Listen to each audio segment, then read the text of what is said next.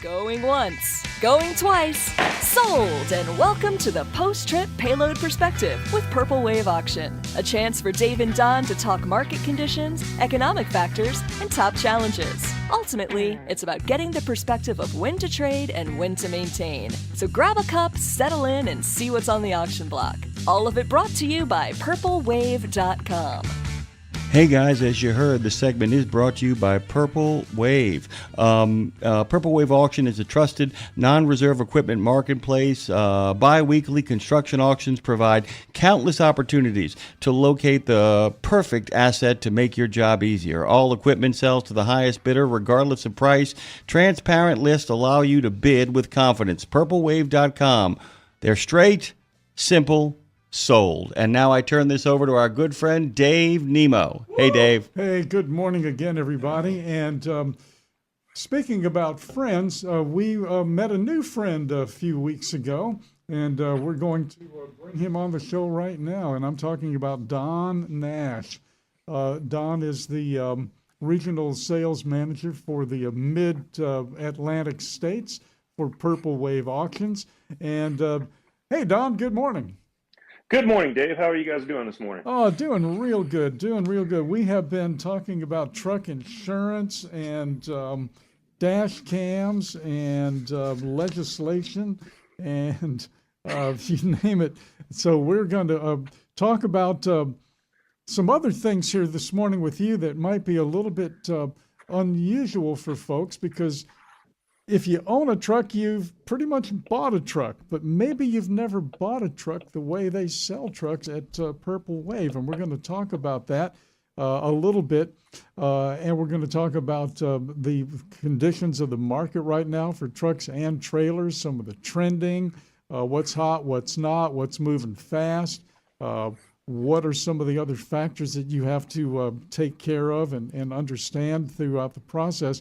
Well, we can't do all that at once, so we're going to kind of take it in bites and make it so that almost making it like an ongoing webinar, I guess, Don, because we have so many bases to cover that a lot of folks may not have even considered before. It's kind of a unique experience of the whole idea of the auction world. Yes, it is. It's well, I would say it's a unique experience to most, but to the trucking industry, maybe not so much. I mean, the trucking industry itself has bought and sold trucks through the auction process for decades and decades and decades. I've been fortunate to be part of that for probably the last couple of decades or so. And as you said, I work here at purplewave.com, and where our truck auctions are like none other. I mean, they're entirely online, as you had said. And we are we sell as is where is, so those assets do not have to travel to get sold. We come to you and do that. But as far as the uniqueness of it, I think that is probably what is the more unique factor versus pretty much other traditional auctions where you need to move your assets to get those sold. We'll come to you and get those assets signed up and get them online and get them sold at purplewave.com. Got it. I would imagine that if folks are hearing us right now, they got to know what purple. Where does purple come from? Where does that fit into it? But there's a great story there, and it makes all the sense in the world, doesn't it? Well, there's a couple of those. So yeah, purplewave.com. They talk about unique, right? There's everything else is called such and such auctions or something like that. But Purple Wave comes from our home base. Our home base is in Manhattan, Kansas, and that's K-State, Kansas State University. Our founder, Mr. Aaron McKee, and his wife, who's our chief operations officer, are both graduates of Kansas State. And I guess I can go ahead and allude to the story a little bit, though, this public facing about the name. And for us, that, Aaron McKee, the founder, has always been an entrepreneur. He's just a fantastic mind that never stops. And so back in college, him and a fraternity brother, I believe, got a hold of a bus. I believe they bought it at auction, as a matter of fact. And the story goes that they, made it into a flatbed or cut the back of it off and put 2 hot tubs on the back and painted it purple, and that got leased out to fraternities and sororities on the weekends, and as the Purple Wave mobile or Purple Wave bus. And so that's kind of the first foray in it, and that name has stuck ever since. And so that's where it comes from, the Purple Wave, and of course purple itself being the color for Kansas State University. Yes, and one of the things too, before we move on, most schools, well, all the schools I've ever been to had 2 colors, purple and gold or blue and white or something like that. Kansas State just has the one color, the royal purple. Yes, sir. If we could paint the rest of the world purple, we're fine with that color. So we don't need to corrupt it. So it's a great color for us. And if you ever spend any time in central Kansas, you would come to know it and love it too. It's besides the green fields that are out there for most of the agricultural stuff, it's the rest of it's purple. So one of the things that I mentioned a little bit earlier was that we were going to talk a little bit about the time to buy a truck. And I mentioned earlier that some of the biggest names in trucking were started during the worst possible time to start anything. And that was like during the Great Depression of the 1930s, That's right. Those companies are still around. So I would imagine that the time to buy a truck is when you need a truck. And that need is pretty much all the time. I know we've got fluctuations in the market. It's very cyclic.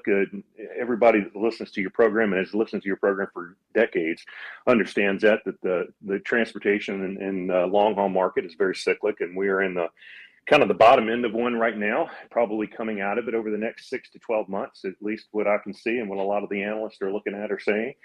And but yeah, you're exactly right. The time to buy a truck is, well, when you need a truck, and about 85% of everything that comes to you on a daily basis, from the shirt on your back to the shoes on your feet to the food that you eat, came on the back of a truck. Usually within about 2 weeks' time from you using it or buying it. So it's a huge industry, as everyone knows, and there's not really a set best time to buy a truck during the year or market conditions and stuff like that. Again, it is really just about when you need it. And there are some rules of the road, pun intended, about what you should and what you shouldn't be spending, obviously, on some of the trucks that are out there. I mean, everybody during pandemic time, there was a lot of movement in the trucking industry, and a lot of people were making a lot of money. And of course, the availability of the equipment was anemic, to say the least, because of all the issues associated with COVID. So those costs of operation went up with the trucks and all the equipment. However, so did the rates, and so they kind of balanced themselves out to a little bit. But then you come on the backside of it again, cyclic industry. We're towards the trailing end of it right at the moment, and that has caused a lot of the collapse in those values in trucks and stuff like that. So it's always best just to kind of pay attention to what you're looking at in the market. Make sure you're looking at the right truck for your needs. If you're buying new, great, get the best deal you can find. Used is a really good option. And then the way to do that is really to make sure that you're understanding what that truck is. And a good example is purplewave.com. From pricing, you can log on there and you can check current pricing for used trucks through a results model, as well as go on and look at the specs. Most of our trucks that we have up for sale have anywhere from 80 to 100 photographs plus videos, functionality tests, etc. So you can really feel confident about that truck that you're looking at. That's online as well. That's another topic of the moment. Uniqueness to us versus most of everybody else that's in that same space is that we actually provide the owner's contact information on the listing page. So if you have any additional questions, we encourage you to reach out and contact that owner and have those questions. Or if you're close enough to that piece of equipment and you feel like you need to, go by and take a look at it. So, but that's some of the, I guess, best advice about when to buy a truck. Not an exact time when you need it, but just be mindful about what you need it for. And then, of course, all the financing and money issues that are associated behind that. So, indeed, the economic factors that affect the industry right now, of course. So we just talked to Renee Amar, who heads up the Louisiana Motor Truck Association, and the cost. What a great name! Yeah, the cost of insurance is crippling a lot of trucking companies here in Louisiana. And some folks are moving to Mississippi, who has the lowest commercial insurance rates in the country. So location, you know. No doubt. So we have a lot of stuff going on that really doesn't have much to do with the trucks themselves, if that makes sense. A lot of decision making about getting a truck, it doesn't have anything to do with the truck, as you well know. There, all of those contributing factors. Are there some contributing factors right now that maybe weren't here 6 months ago? Yeah, two large ones, as a matter of fact. We've got one that's playing out in the courts right now. Maybe many of the listeners right now understand that the Department of Justice issued out a cease and desist order nationwide on California Air Resources Board laws. It's been kind of in governance for most of the country. About 37 states, I think, something like that, adopted that since about 2012. So the feds put a cease and desist into that, as well as interjecting themselves into a lot of the cases that are standing on those in the courts, as well as whether it's amicus briefs or the like. And the cease and desist is to reverse what California's Air Resources Board law was on the emissions on it.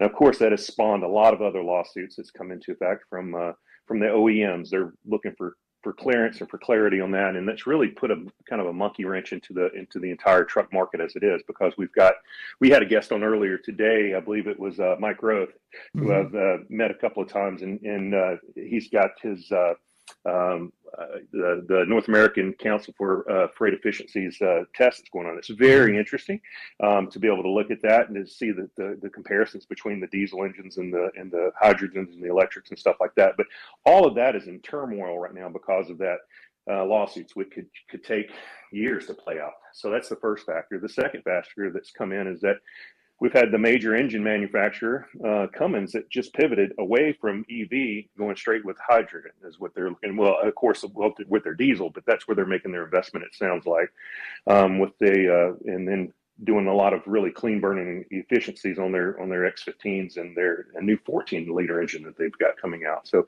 those things at the top of the market and the new factor really trickle down into the used market itself, because it does impact what those trucks and values might be worth. But overall, you're right. There's so many additional factors outside of the vehicle itself that impact the overall economics of that truck. Location, and insurance is a huge one. I've worked many distressed financial situations from trucking companies where they got into they had an accident. They got named in an accident and found liable for it, and it caused them to. I've had a few that have been bankrupt because of that. I'm sure plenty of listeners that have experienced that or known about those things that are in the market itself. We're seeing a lot of that, but and as well as just restructuring of their fleet because they needed to downsize, et cetera. But overall, the auction industry itself, I didn't want to leave on that note too much, but the overall industry itself for auctions for trucks, it's really a business strategy instead of an exit strategy. On a lot of it, most of the fleets will use that as a business strategy to release trucks into the secondary market, to release trucks that are decommissioned or no longer fit their model, et cetera, et cetera. So, but the overall economics on the truck itself is probably, I would say probably about 70-30. About 30% of that impact is on the outside of the truck itself, and then about 70% of it seems to be tied up to the vehicle. So, one of the things too, and this is totally different. I keep telling folks how much different what we're doing here in terms of live streaming is, as opposed to being on live radio. It looks the same, looks like a duck, it even quacks like a duck, but it's really not a duck. It's kind of strange. Right now we're in a very unique situation, even different than 120 years ago when we went from horse and buggy to motorized vehicle. That was a huge change. But this is a change too, because we are, okay, I use a truck, I run it, it's it's a little old now. I want to get a new truck, so I sell the truck. I auction it. I sell it, give it to somebody. But the next truck I'm going to get is going to be the same thing, only different. It'll be a little more modern, a little cleaner, a little more fuel efficient, but it's going to be the same thing, only different / better. Now what we're talking about is moving to something that is not the same thing at all. It looks like the same thing, but it's not under the hood. Buying decisions used to be made not on the spot. I mean, sometimes you have to do that, but buying decisions have been made pretty much in terms of months from now. Right. This is kind of like 2 years from now thinking in terms of, what are the results of the run-on less going to be? Is that going to make me go hydrogen, or is it going to make me go renewable diesel? Where am I going to go? How does that play into the day-to-day for you guys in terms of having this stuff kind of looming out there, or is it looming out there? No, it certainly is looming, because what that does is it really does change. Well, it changed the buyer dynamics for us is what it does. And of course, buyers is we want to instill the highest confidence we can in anybody that goes to purplewave.com. That's why we have such thorough, what we call data collection when you're looking at that piece of equipment on the listing page itself. But the way it impacts for us is that we have our experts that are out in the field looking and reviewing these trucks every day. It changes the vocabulary, right? It changes everything about the way we advertise that truck, the way we list that truck, the way we talk about that truck, its capabilities, and all of a sudden now it's not about fuel economy miles per gallon. It's miles per kilowatt. If you're looking at it that way, it's miles per whatever on hydrogen, et cetera. So it changes the fundamentals of that, and it really puts, especially if you're an owner operator and you have these considerations about expanding your fleet or replacing the truck or stuff like that, you're having to learn a new language, and a lot of our people that are in the trucking space, especially owner operators, they've been doing this quite a while. And so they've been speaking the same language for quite a while. And so when you get into the new news, as we see coming out from a lot of the OEMs and manufacturers, they need to learn this new language about what those trucks are, what a kilowatt is, versus a mile per gallon versus all that kind of good stuff. And to understand what's going to be the best route for me, and to do that. And you're right, it's not a 3-month or 6-month decision now. It's more a little bit longer in the tooth. It's probably a 2 to 3 year decision, 2 to 3 year outlook, 2 to 3 year, I guess, educational role for the people that are in the procurement side of things to understand what these vehicles are going to look like in 2 to 3 to 4 or 5 years as they start coming down, into the secondary market, the used vehicle market. And so that in and of itself creates a lot of opportunity because there's a lot of trade that goes on from my chair, but it also creates a little bit of confusion and stagnation too, because you've got such indecision in the market right now, like we were just discussing with the cease and desist order, that's really put the pause on a lot of the new equipment that's coming out. So what I'm seeing now is we're seeing a lot more activity in the used market. You go to what you know. And so the drivers that are in the seats today, they know those trucks. They know what an X15 engine is. They know what a Detroit is. They know they know all these things, and they see the results on the stuff that came from Mike Roth and what he was doing, Run for Less, and you see those 8, 9 mile per gallon. 8 to 9 mile per gallon marks on your conventional diesel engine, and that'll hold. Why sit there and wait to see what's going to happen at the OEM level?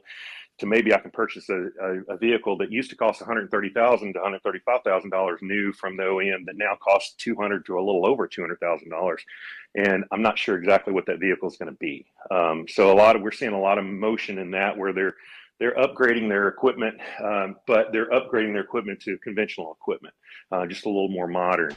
But that issue still is there, and it's coming, in the next 2 years, 3 years, 4 years, where those decisions will have to be made. Okay, do I make the switch now, or do I make the switch over to hydrogen powered or battery electric or hybrid systems that are coming online, or just one of the newer, more clean burning diesels that are going to be coming down the line that are, already very, very good. But the improvements that we're seeing in stuff from Detroit and Cummins is pretty spectacular. So those types of issues are new to the industry. It's something that's never been. It's a good comparison that you did with the horse and buggy, because that's kind of exactly what you're right. It's the horse is changing on this, right? I mean, it's no longer the conventional diesel powered engine that we're looking at. It's no longer, your 18, 15, 13 and 9, 10 speeds. It's a lot of automated transmission. So this impacts every driver and every fleet that's out there, about replacing that equipment, and then understanding what that secondary market's going to look like, because the residuals on the equipment they're putting back into the market changes based upon everything that's on the top of the market coming down from the OEMs. So we are out of time, but as you can probably guess, as the first segment, Don, there is still plenty to talk about, and we can't thank you enough for making the time. Welcome aboard Purple Wave, and you, Don. Terrific first time out, and you sound great on that field tap.